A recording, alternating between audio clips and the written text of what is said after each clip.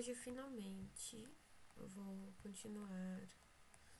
Hoje finalmente vou continuar nossa leitura da trilogia tebana. A gente tá no Édipo Rei. E a gente tinha acabado de ver a briga entre o Édipo e o Creonte, né? E aí o povo tá expectando isso, então a gente tá vendo agora o povo acaba chamando a atenção dos dois, do Édipo e do Creonte, que estavam batendo boca, dizendo que a Jocasta acabou de sair do palácio. Então o Corifeu diz: vendo Jocasta sair do palácio, tinha lido essa parte, eu vou reler agora. Cessai, senhores, pois Jocasta vem saindo de seu palácio em boa hora para vós. Com a vinda dela, creio que deveis pôr termo sem mais demora ao vosso desentendimento.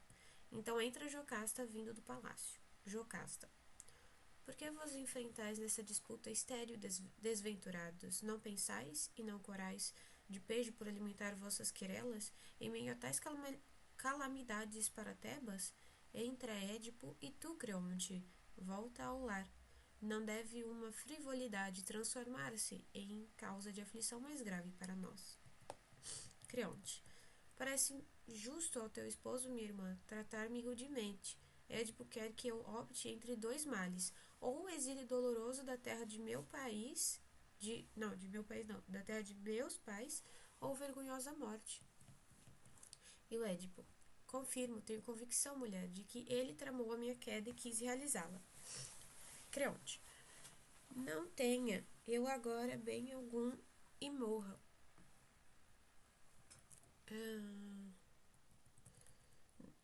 Não tenha eu agora bem algum e morra, maldito pelos deuses e de qualquer forma. Mereça essas acusações sem fundamento. Jocasta: em nome das augustas divindades, Édipo, suplico-te que creias na palavra dele, primeiro pelo juramento recém-feito, perante os deuses e depois por reverência a mim e aos cidadãos presentes. Dá-lhe crédito. Corifeu: reflete, atenta bem, consente, suplico-te, Senhor, consente. Édipo: em que desejas que eu consinta? Corifeu: concorda com o Creonte, nunca ele foi insensato e hoje chegou até o juramento. Édipo: sabes o que estás pedindo? Corifeu: se peço é porque sei, Senhor. Édipo: aclara então o que disseste. Corifeu: não deves acolher jamais rumores vagos, não provados, para fazer acusações desprimorosas ao amigo, que tem suspensas maldições sobre a cabeça se mentir. Édipo: não deves ignorar, então, que pede simultaneamente a minha morte e o meu exílio. Corifeu: não, pelo sol, o Deus mais alto, que eu morra no pior suplício, abandonado pelos deuses, pelos amigos, se passou por minha mente esse propósito. Em meu constante sofrimento, já tenho alma lacerada por ver as chagas desta terra, há muitos males que nos ferem, agora vem juntar-se novos. Édipo: pois viva ele em paz então, que, ainda que por isso eu morra, ou seja expulso desta terra, envilecido. É tua prece, e não a dele, que me toca e excita minha piedade. Meu ódio há de segui-lo sempre. Creonte: vejo que cedes contrafeito, mas te censurarás mais tarde, quando essa cólera passar. Temperamentos como o teu atraem sempre sofrimentos. Édipo: não vais então deixar-me em paz? Por que não abandonas Tebas? Creonte: sim, partirei, pois não quiseste compreender-me. Sei, porém, que meus concidadãos presentes aprovam meu procedimento. Sai Creonte. Corifeu: dirigindo-se a Jocasta após o silêncio subsequente à saída de Creonte. Por que tarda, senhora, a levar nosso rei de regresso ao palácio? Jocasta: falei quando ouvir seu relato. Corifeu: lamentaram-se vagas suspeitas, provocadas por simples palavras. A injustiça, bem sabes, ofende. Jocasta: tua fala refere-se aos dois? Corifeu: tanto a Édipo quanto a Creonte. Jocasta: que diziam os dois no debate? Corifeu: basta. Creio que basta ficarmos onde a rude querela cessou. Nossa terra já está muito aflita. Édipo, que até então estivera absorto em atitude de profunda meditação, vês onde chegaste, apesar de movido por boa intenção, não querendo amparar minha causa e deixando abalar-se a afeição que deveria sentir por teu rei? Corifeu, muitas vezes te disse, Senhor, que eu seria o maior dos estultos, criatura sem raciocínio, se algum dia pensasse em deixar-te, em faltar ao herói que sozinho libertou minha terra querida, quando outrora a desgraça a extinguia. Ainda agora, se podes, meu rei, vem mostrar-te meu guia seguro. Jocasta, por que razão, senhor? Diz-me pelos deuses, permites que essa cólera feroz te vença? Édipo, dir-te-ei, mulher, pois te honro mais que essa gente. A causa foi Creonte, com sua torpeza. Peraí, deixa eu voltar ali. 57.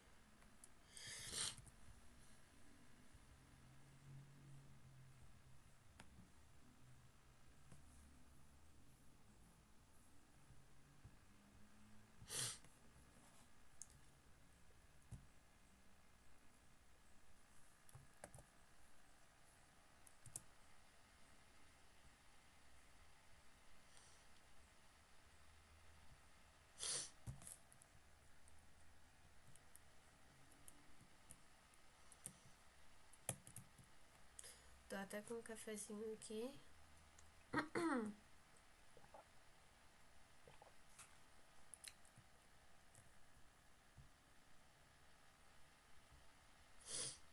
Não sei. Jocasta. Prossegue se és capaz de recordar ainda como a querela começou entre ele e ti. Édipo. Ele me acusa, a mim, de ter matado Laio. Jocasta. Foi por ciência própria ou por ouvir dizer? Então Édipo responde. Seu porta-voz foi um malévolo adivinho. De sua própria boca nada nós ouvimos. Jocasta. Não há razões, então, para inquietação. Ouve-me atentamente e ficará sabendo que o dom divinatório não foi concedido a nenhum dos mortais. Em escassas palavras, vou dar-te provas disso. Não direi que Febo, mas um de seus intérpretes há muito tempo comunicou a Laio, por meio de oráculos, que um filho meu e dele o assassinaria. Pois, apesar desses oráculos notórios, todos afirmam que assaltantes de outras terras mataram Laio há anos numa encruzilhada. Vivia nosso filho seu terceiro dia, quando o rei Laio lhe amarrou os tornozelos e o pôs em mãos de estranhos, que o lançaram logo em precipícios da montanha inacessível. Naquele tempo, Apolo não realizou as predições. O filho único de Laio não se tornou o matador do próprio pai. Não se concretizaram as apreensões do rei, que tanto receava terminar seus dias golpeado pelo ser que lhe devia vida. Falharam os oráculos. O próprio Deus evidencia seus desígnios quando quer, sem recorrer a intérpretes, somente ele. Édipo, após alguns instantes de silêncio, demonstrando preocupação, minha alma encheu-se de temores e a aflição subiu minha mente, ouvindo-te falar, senhora. Jocasta, que ânsia te possui para dizeres isto? Édipo, terias dito há pouco que mataram Laio em uma encruzilhada, ou foi engano meu? Jocasta, assim falaram e repetem desde então. Édipo, e onde ocorreu o evento lamentável, sabes? Jocasta, a região chama-se Fosses, as estradas de Delfos e de Dáulia para lá convergem. Édipo, quando se deu o fato, podes recordar-te? Jocasta, pouco antes de assumires o poder aqui. Édipo, Zeus poderoso, que fazes de mim agora? Jocasta, qual o motivo dessa inquietação, senhor? Édipo, não me interrogues. Antes quero que respondas. Como era Laio e quantos anos tinha? Jocasta, ele era alto, seus cabelos começavam a pratear-se e Laio tinha traços teus. Meu Deus. Eu reagindo como se já não soubesse o que ia acontecer, mas enfim. Édipo, ai, infeliz de mim, começa a convencer-me de que lancei contra mim mesmo sem saber as maldições terríveis pronunciadas hoje. Jocasta, que dizes? Tenho medo de encarar-te, Édipo. Édipo, é horrível, temo que Tiresias, mesmo cego, tenha enxergado, mas ainda quero ouvir uma palavra tua para esclarecer-me. Jocasta, também estou inquieta, mas responderei a todas as tuas perguntas. Faze-as, pois. Édipo, era pequena a escolta que seguia Laio, ou numerosa guarnição o protegia, por se tratar de um homem poderoso, um rei. Jocasta, seus seguidores eram 5 ao todo, entre eles contava-se um arauto, um carro só levava-os. Édipo, ah, deuses, tudo agora é claro, mas quem foi que outrora te comunicou esses detalhes? Jocasta, um serviçal que se salvou ao regressar. Édipo, ainda se encontra no palácio esse criado? Jocasta, não, ao voltar, vendo-te no lugar de Laio, tomou-me as mãos e suplicou-me que o mandasse aos campos para apacentar nossos rebanhos, pois desejava estar bem longe da cidade. Fiz-lhe a vontade, pois o servo parecia merecedor de recompensa ainda maior. Édipo, será possível tê-lo aqui em pouco tempo? Jocasta, seguramente. Mas por que esse desejo? Temo, senhora, haver falado além da conta, por isso tenho pressa em vê-lo e interrogá-lo. Ele virá, mas creio merecer também uma palavra tua sobre teus receios. Então Édipo responde, não te recusarei, pois resta-me somente uma esperança. A quem senão a ti, senhora, eu falaria livremente nesse transe? Pausa. Meu pai é Pólibo, coríntio, minha mãe, Mérope, dórica. Todos consideravam-me o cidadão mais importante de Corinto. Verificou-se um dia um fato inesperado, motivo de surpresa enorme para mim, embora no momento não me preocupasse, dadas as circunstâncias e os participantes. Foi numa festa. Um homem que bebeu demais embriagou-se e logo, sem qualquer motivo, pôs-se a insultar-me e me lançou ao vitupério de ser filho adotivo. Depois, revoltei-me. A custo, me contive até findar o dia. Bem cedo, na manhã seguinte, procurei meu pai e minha mãe e quis interrogá-los. Ambos mostraram-se sentidos com o traje, mas ainda assim o insulto sempre me doía. Gravara-se profundamente em meu espírito. Sem o conhecimento de meus pais, um dia fui o oráculo de Delfos, mas Apolo não se dignou de desfazer as minhas dúvidas. Anunciou-me claramente, todavia, maiores infortúnios trágicos terríveis. Eu me uniria um dia à minha própria mãe e mostraria aos homens descendência impura, depois de assassinar o pai que me deu a vida.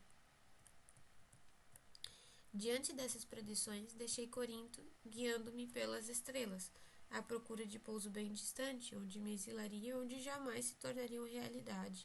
Assim pensava eu. Aquelas sordidezas prognosticadas pelo oráculo funesto. Cheguei um dia em minha marcha ao tal lugar onde, segundo diz, o rei pereceu. E a ti, mulher, direi toda a verdade agora. Seguia despreocupada a minha rota. Quando me aproximei da encruzilhada tríplice, vi um arauto à frente de um vistoso carro, correndo em minha direção. Em rumo inverso, no carro viajava um homem já maduro, com a complexão do que me descreveste agora. Há pouco, quer dizer.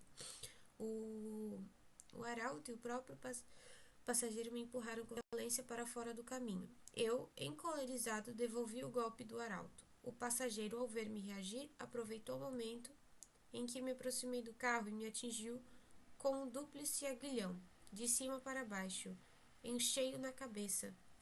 Como era de esperar, custou-lhe caro o feito. No mesmo instante, valendo-me de um bordão, com esta minha mão feriu gravemente. Pendendo para outro lado, ele caiu. E creio que também matei os seus guardas todos. Se o viajante morto era de fato Laio, quem é mais infeliz que eu neste momento? Que homem poderia ser mais odiado pelos augustos deuses? Estrangeiro algum, concidadão algum, teria o direito de receber-me em sua casa, de falar-me. Todos deveriam repelir-me. E o que é pior, fui eu, não foi outro qualquer. Quem pronunciou as maldições contra mim mesmo. Também maculo a esposa do finado rei, ao estreitá-la nestes braços que o mataram. Eu sou um miserável monstro de impureza e terei de exilar-me em minha vida errante.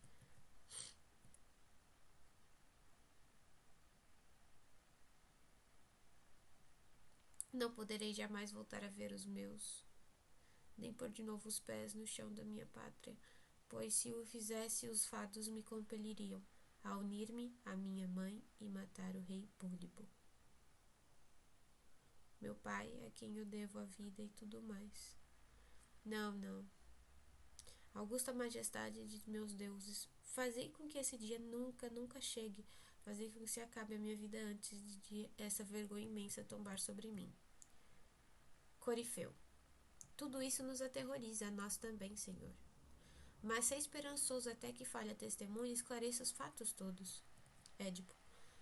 É a única esperança que me resta. Esse homem, esse pastor, só ele, nada e mais ninguém. Jocasta. Mas que certeza a vinda dele pode dar-te? Édipo. Dir-te-ei, se o seu relato coincidir com o teu, livrar-me-ei dessa iminente maldição. Jocasta. A que relato meu tão sério te referes? Édipo. Ouvi de ti há pouco que, segundo eles, assassinos foram vários assaltantes. Se ele vier a reiterar a afirmação, o criminoso não sou eu, somente um homem não equivale a vários. Mas, se ele falar de um homem só, de apenas um, então, senhora, a imputação se aplicará a mim, sem dúvida. Jocasta. Ele falou exatamente como eu disse, e agora não irá mudar o seu relato. Toda a cidade pôde ouvi-lo, além de mim.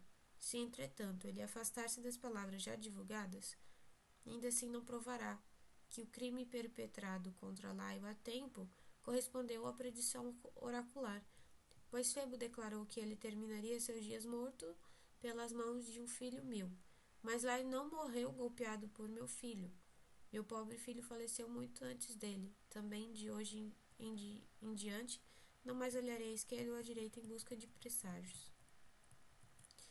Édipo. E tens razão. Quanto ao escravo, manda alguém buscá-lo e não negligencies minhas ordens. Jocasta. Tua vontade será feita sem demora. Nada faria contra os teus desejos. Vamos. Jocasta e Édipo entram no palácio. E o coro começa.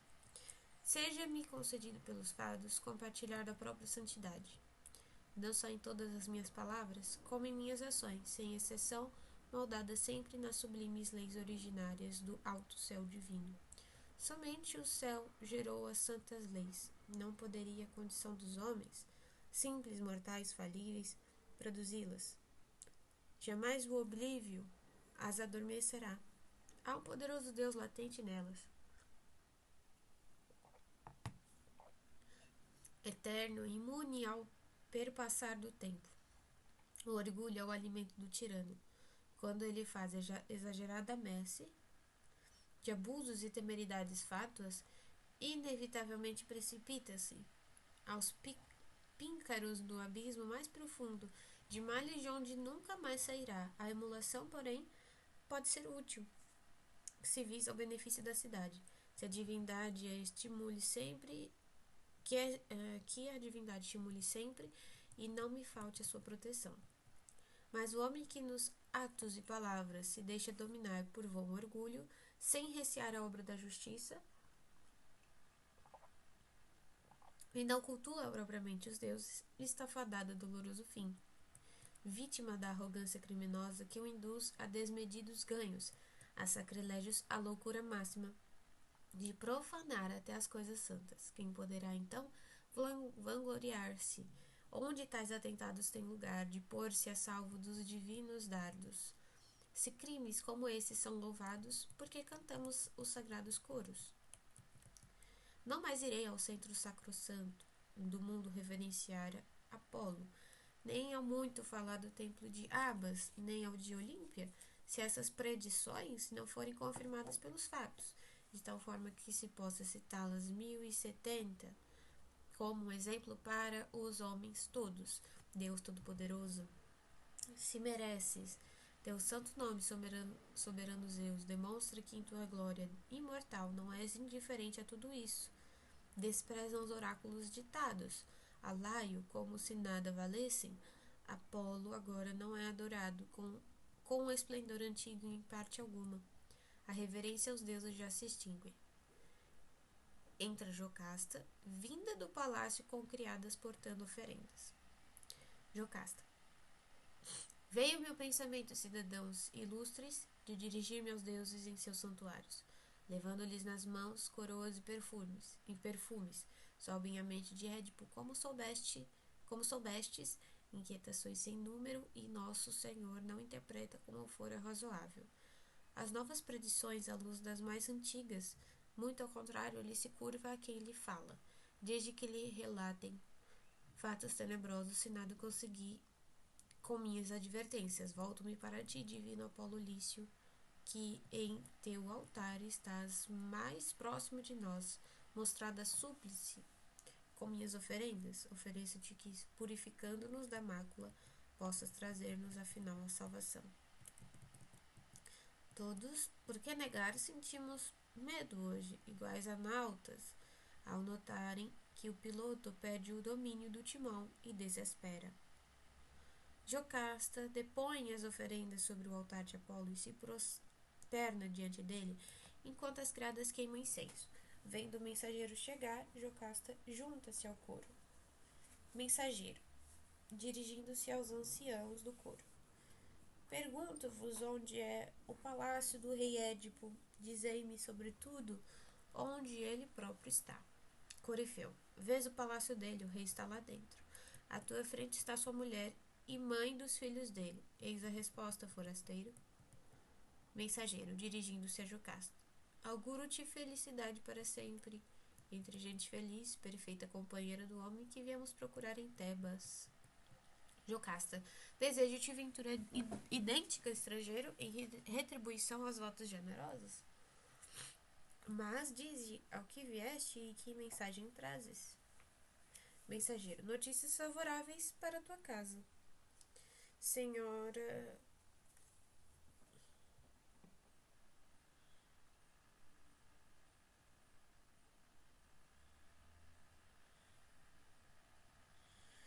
Vamos lá. Notícias favoráveis para tua casa, senhora, e para teu real esposo, Édipo. Jocasta. De que se trata? De que terras está chegando? De que terra está chegando? Mensageiro, vim de Corinto. Espero que minhas palavras hão de trazer-te algum prazer. Seguramente elas trarão, mas podem também afligir-te. Jocasta, quais são essas palavras de eficácia ambígua?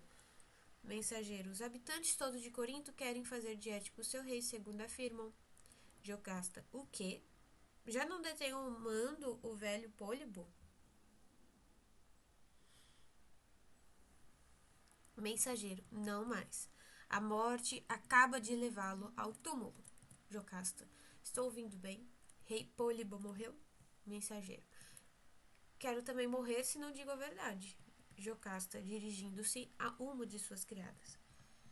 Corre, mulher, vai sem demora anunciar o fato ao teu senhor. Oráculos dos deuses. Aqui ficastes reduzidos neste instante. Rei Édipo exilou-se apenas por temor de destruir um dia a vida desse homem, agora morto pelos fados, não por ele. Tá. Entra Édipo. Cara mulher Jocasta, por que me fizeste sair do meu palácio para vir aqui? Jocasta, ouve mensagem deste forasteiro e vê aonde levam os oráculos dos deuses. Édipo, quem é este homem? Que vem ele anunciar-me? Jocasta, é de Corinto, vem comunicar que Pólibo, teu pai, já não existe, acaba de morrer. Édipo, que dizes, estrangeiro? Fala-me tu mesmo. Mensageiro, se assim desejas, falo, Pólibo morreu. Édipo, por traição ou foi de morte natural? Mensageiro, os males mais ligeiros matam gente idosa. O Édipo, o infeliz foi vítima de uma doença? Mensageiro, foi, e dos muitos anos que ele viu passarem. Édipo, por que, mulher, devemos dar tanta atenção ao fogo divinal da profetisa Pítica, ou mais ainda aos pios das etéreas aves? Segundo antigas predições, eu deveria matar meu próprio pai. Agora ele repousa debaixo da pesada terra e, quanto a mim, não pus as mãos ultimamente em qualquer arma. Ironicamente. Ele foi vítima, talvez, da grande mágoa que minha ausência lhe causou. Somente assim eu poderia motivar a sua morte. De qualquer forma, Pólibo pertence agora ao reino de Hades e também levou com ele as tristes profecias. Não, esses oráculos carecem todos de qualquer significado. Jocasta. Há quanto tempo vem usando essas palavras? Édipo, dou-te razão, mas o temor desatinava-me. Jocasta, pois não lhes des mais atenção de hoje em diante. Édipo, não deveria amedrontar-me a perspectiva de partilhar o tálamo de minha mãe?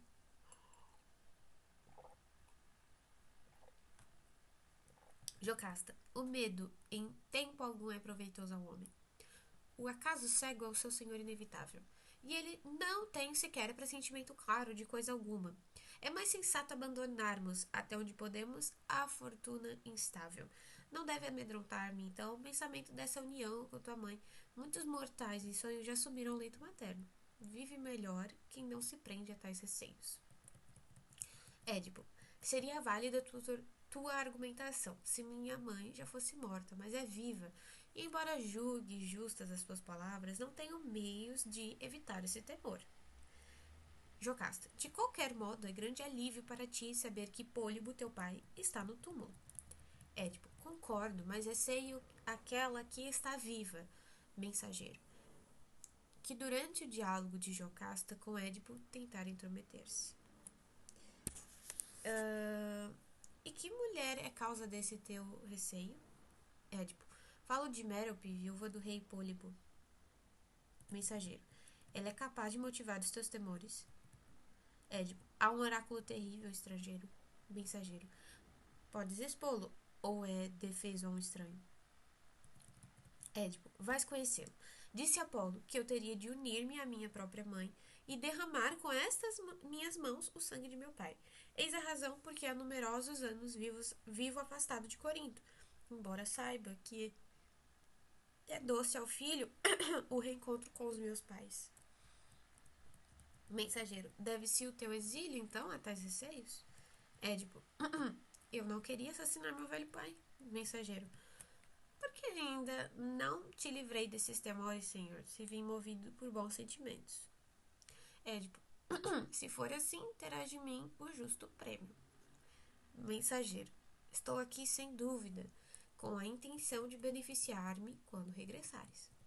Édipo, não voltarei a aproximar-me de meus pais. Mensageiro, não sabes o que fazes, filho, bem se vê. Édipo, como, ancião? Desfaze minhas muitas dúvidas. Mensageiro, se essas razões ainda te afastam de Corinto. Édipo, temo que Febo se revele um deus exato. Mensageiro, ainda receias a união com tua mãe? Exatamente, ancião, eis o meu temor de sempre. Sabes que nada justifica os teus receios. Mas como não temer se nasci deles dois?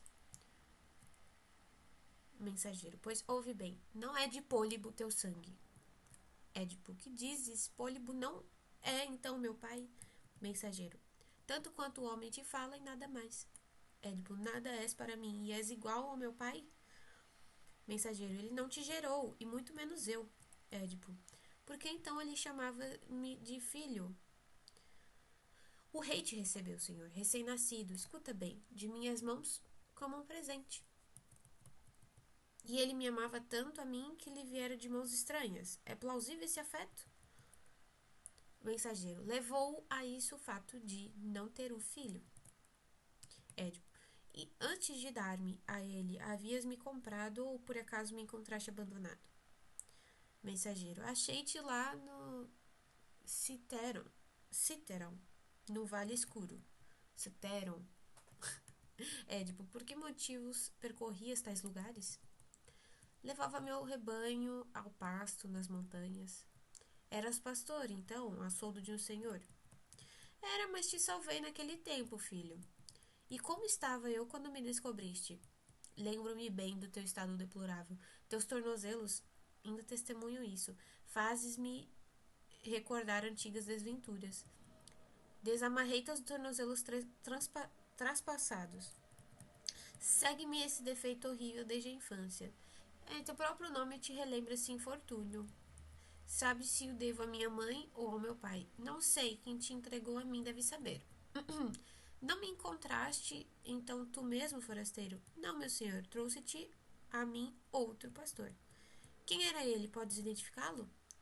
Ele era tido como servidor de Laio, do antigo rei deste país, queres dizer? Exato, era pastor do rei que mencionaste. Este pastor ainda está vivo, posso vê-lo? Mensageiro, dirigindo-se aos anciãos do coro, sois do país, deveis saber melhor que eu. Édipo, dirigindo-se aos mesmos, algum de vós sabe quem é esse pastor? Algum de vós o viu no campo ou na cidade? Quem sabe? Eis momento de aclarar-se tudo. Então o corifeu diz: trata-se justamente, creio, do pastor que há pouco desejavas ver. Jocasta pode esclarecer como ninguém esta questão. Édipo, dirigindo-se a Jocasta, que acompanhava o diálogo com visível agitação: pensas, mulher, que o homem que mandei buscar há pouco é o mencionado pelo forasteiro? Jocasta, agitada: a quem aludes? Como? Não penseis mais nisto. Afasta da memória essas palavras fúteis. Sua safada, né? Essa Jocasta idiota. Vontade de dar um soco na cara desses personagens. Édipo, seria inadmissível que com tais indícios eu não trouxesse à luz agora a minha origem. Jocasta, peço-te pelos deuses, se ainda te interessas por tua vida, livra-te dessas ideias. A parte. Já é demasiada a minha própria angústia.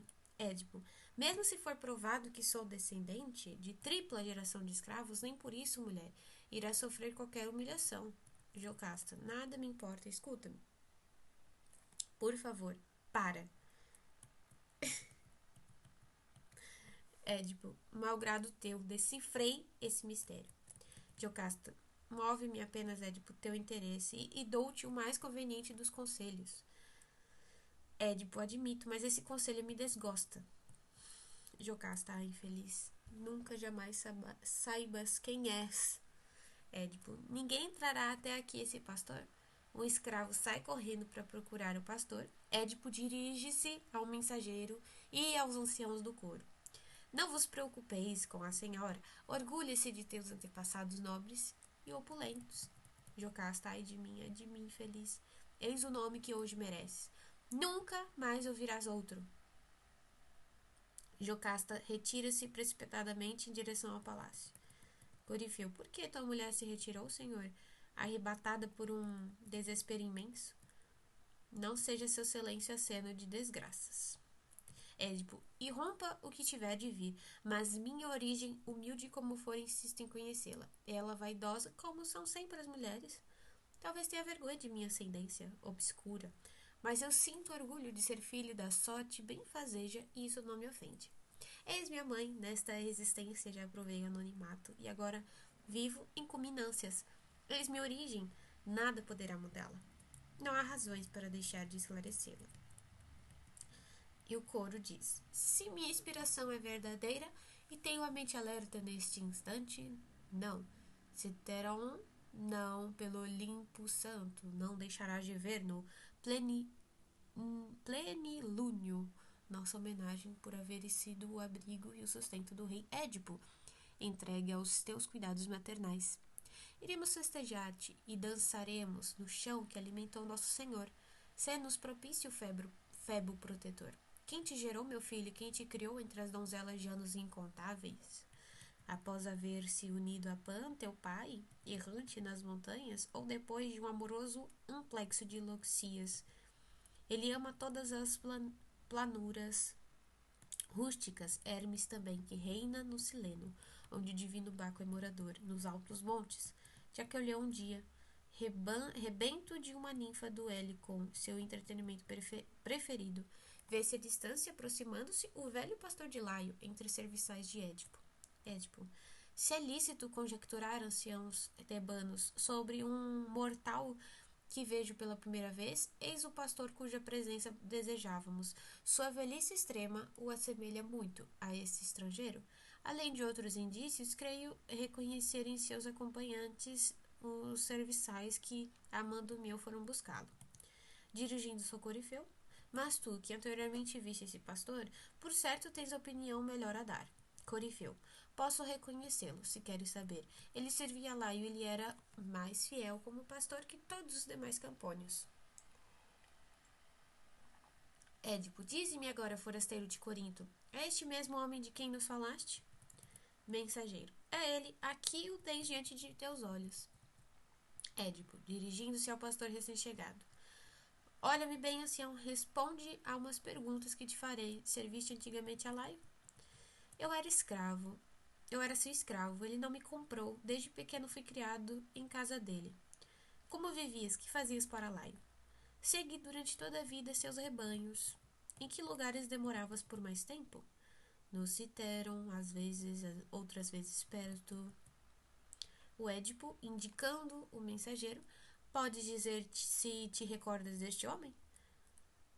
Qual era o seu ofício? Mostra-me o tal homem. É este aqui. Já o encontraste alguma vez? Não posso responder de súbito, não lembro.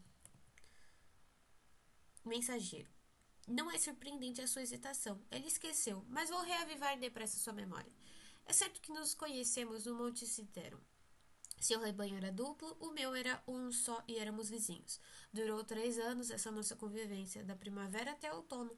Vindo o inverno, eu regressava com o rebanho aos meus estábulos e ele trazia as muitas reses do rei Laio aos seus currais. Não era assim? Agora lembras? É bem verdade, mas passaram tantos anos. Vamos adiante. Lembras-te de que me deste uma criança um dia para eu tratar como se fosse um filho meu? Ou esqueceste? Não ouvi bem. Qual a razão dessa pergunta? O mensageiro indicando Édipo. Aqui está a frágil criancinha, amigo. Pastor, queres a tua perdição? Não calarás? Édipo, não deves irritar-te, ancião. Tuas palavras, não as deste estrangeiro, podem agastar-nos. Pastor, que falta cometi, meu amo generoso? Édipo, não respondeste à indagação sobre a criança. Esse homem fala sem saber, perde seu tempo. Preferes responder por bem ou constrangido? Não deves maltratar um velho, tem piedade. Não vamos amarrar-lhe logo as mãos às costas? Sou mesmo um desgraçado, qual a tua dúvida? Levaste-lhe a criança a que ele se refere? Levei-a, porque não morri naquele dia. É o que te espera agora se silenciares. Será pior ainda se eu falar, senhor. Estás emaranhado-te em rodeios vãos. Estás emaranhando-te em rodeios vãos. Não, meu senhor, entreguei-lhe o recém-nascido. De quem o recebeste? Ele era teu ou de outrem? Não era meu, recebi-o das mãos de alguém. Das mãos de gente dessa terra? De que casa? Não, pelos deuses, aí, não me interrogues mais. Serás um homem morto se não responderes. Ele nascera no palácio do rei Laio, simples escravo ou então filho do próprio rei. Quanta tristeza. É doloroso de falar. Mais doloroso de escutar, mas não te negues. Seria filho dele, mas tua mulher, que deve estar lá dentro, sabe muito bem a origem da criança e pode esclarecer-nos. Foi ela mesma a portadora da criança? Sim, meu senhor, foi Jocasta, com as próprias mãos. Por que teria ela agido desse modo? Mandou-me exterminar a tenra criancinha, sendo ela a própria mãe. Não te parece incrível? Tinha receio de uns oráculos funestos. E quais seriam os oráculos, tu sabes? Diziam que o menino mataria o pai. Édipo indicando o mensageiro. Por que deste o recém-nascido a este ancião? O pastor, por piedade, meu senhor, pensei então que ele o conduziria a um lugar distante, de onde era originário, para o nosso mal. Ele salvou-lhe a vida. Se és quem ele diz, julgo-te o mais infortunado dos mortais. Édipo, transtornado, ai de mim, as dúvidas desfazem-se à luz do sol. Queiram os deuses que esta seja a derradeira vez que te contemplo. Hoje tornou-se claro a todos que eu não poderia nascer de quem nasci, nem viver com quem vivo, e mais ainda assassinei quem não devia. O Édipo sai correndo em direção ao palácio. O mensageiro sai por um lado, o pastor por outro. E o coro, lento e triste. vossa existência, frágeis mortais. É aos meus olhos menos que nada. Felicidade só conheceis imaginada, vossa ilusão logo é seguida pela desdita. Com teu destino por paradigma, desventurado mísero Édipo, julgo impossível que nesta vida qualquer dos homens seja feliz. Ele atirava flechas mais longe que os outros homens e conquistou, assim pensava Zeus poderoso, incomparável felicidade. Fez mais ainda, pois conseguiu matar a Virgem misteriosa das garras curvas e enigmas bárbaros. Quando ele veio de longes terras, sua presença foi para nós aqui em Tebas um baluarte. Graças a ele sobrevivemos desde esse tempo, Édipo heróico. Nós te chamamos de nosso rei e nos curvamos diante de ti, Senhor Supremo da grande Tebas. E existe hoje qualquer mortal cuja desdita seja maior?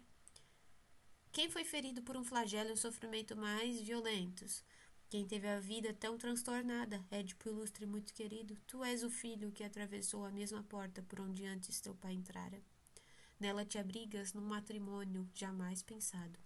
Como puderam, rei meu senhor, as sementeiras do rei teu pai dar-te acolhidas silenciosas por tanto tempo? Como infeliz o tempo eterno que tudo vê, mostrou um dia, malgrado teu, as tuas núpcias abomináveis que já duravam de longa data, e te fizeram pai com a mulher de quem és filho. Com tua mãe, filho de Laio, provera aos céus que estes meus olhos nunca jamais te houvessem visto. Ah, porque viram, gemo e soluço dos lábios meus só saem gritos, gritos de dor. E todavia, graças a ti, foi-nos possível cerrar os olhos aliviados e respirar tranquilamente por muito tempo. Entra um criado, vindo do palácio, com uma expressão de assombro. O criado diz: varões ilustres desta terra, sempre honrados, que fatos ouvireis, que dores sentireis, que luto vos aguarda como cidadãos, ainda fiéis a gente, a casa dos Labidácidas, nem mesmo as águas dos Istros e dos Fazes juntas agora purificam esta casa, tão grandes são os males que ela hoje encobre. Logo, ela vai expor à luz outras desgraças. Conscientes desta vez, e não involuntárias, os sofrimentos são ainda maiores, quando autor e vítima são uma só pessoa. Corifeu, gemíamos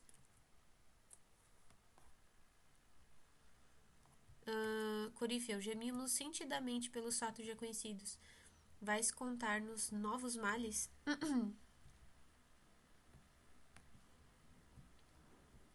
Criado, direi depressa e ouvireis também depressa. Jocasta não existe mais, nossa rainha.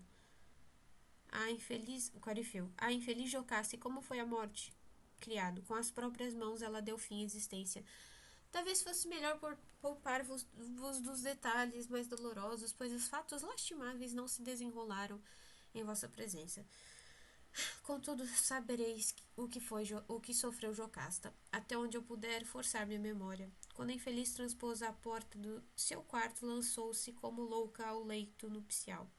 Com as duas mãos ela arrancava seus cabelos, depois fechou as portas violentamente, chamando aos gritos Laio há tanto tempo morto, gritando pelo filho que trouxera ao mundo para matar o pai e que a destinaria a ser a mãe de filhos de seu próprio filho, se merecessem esse nome. Lamentava-se no leito mesmo onde ela havia dado à luz, dizia infeliz, em dupla geração, aquele esposo tido de seu próprio esposo, e os outros filhos tido de seu próprio filho. Como em seguida ela morreu, não sei contar. Aos gritos, Édipo acorreu, mas não sei contar. Aos gritos, Édipo acorreu, mas também ele não pôde presenciar a morte da rainha. Os nossos olhos não se despregavam dele, correndo como louco em todos os sentidos, pedindo em altos brados que um de nós lhe desse logo um punhal, gritando-lhe que lhe disséssemos onde se achava sua esposa não, mas a mulher de cujo seio maternal saíram ele próprio e todos os seus filhos. Em seu furor, não sei o que Deus fê-lo encontrá-la. Não foi nenhum de nós que estávamos por perto. Então, depois de dar um grito horripilante, como se alguém o conduzisse, ele atirou-se de encontro à dupla porta, fez girar os gonzos e se precipitou no interior da alcova. Pudemos ver, pendente de uma corda, a esposa, o laço retorcido ainda a estrangulava.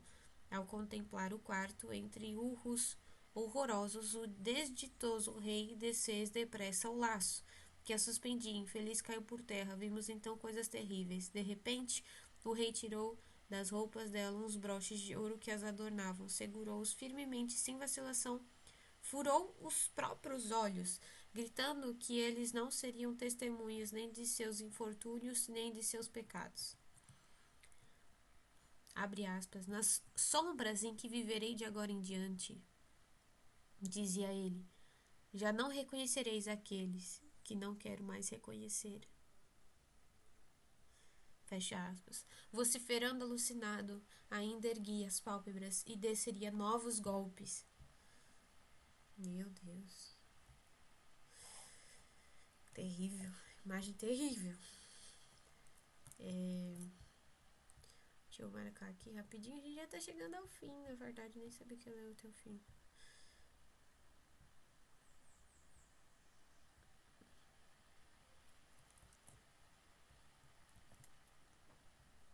Eita.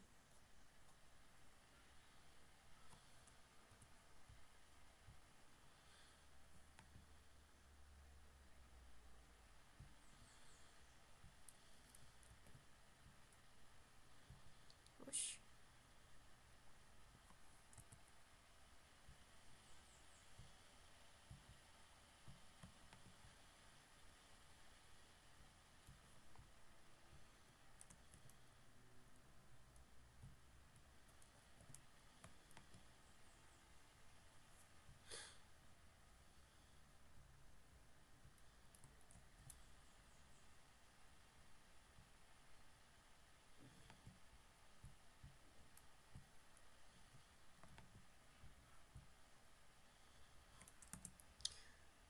Vou ter que marcar assim mesmo.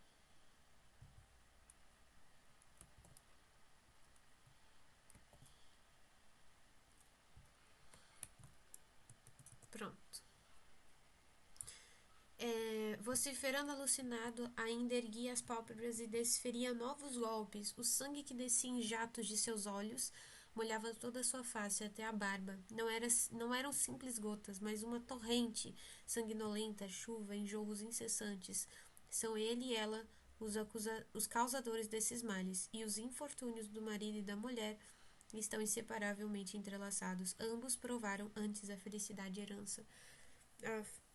Antes a felicidade, herança antiga, hoje lhes restam só gemidos, vergonha, maldição e morte. Ou, em resumo, todos os males, todos, sem faltar um só. Corifeu. E agora o desditoso rei está mais calmo? Criado. Ele esbravejava e manda que abram um palácio e mostrem aos tebanos logo o parricida, o filho cuja mãe... Não posso repetir suas sacrílegas palavras. Ele fala em exilar-se e afirma que não ficará neste palácio, vítima das maldições por ele mesmo proferidas. Devemos levar-lhe apoio, dar-lhe um guia, pois seu mal é muito grande para que ele o sofra só. Logo ele vai aparecer. As portas abrem-se, vereis um espetáculo que excitaria piedade até no inimigo sem entranhas. Aparece Édipo com os olhos perfurados, vindo do palácio.